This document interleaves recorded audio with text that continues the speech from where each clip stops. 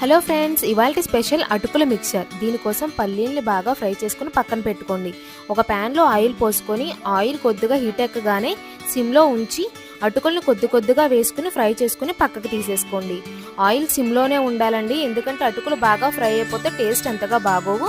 కొద్దిగా వేసుకుంటూ ఫ్రై చేసుకోవాలి, లేదంటే అటుకులు పొంగిపోతాయి.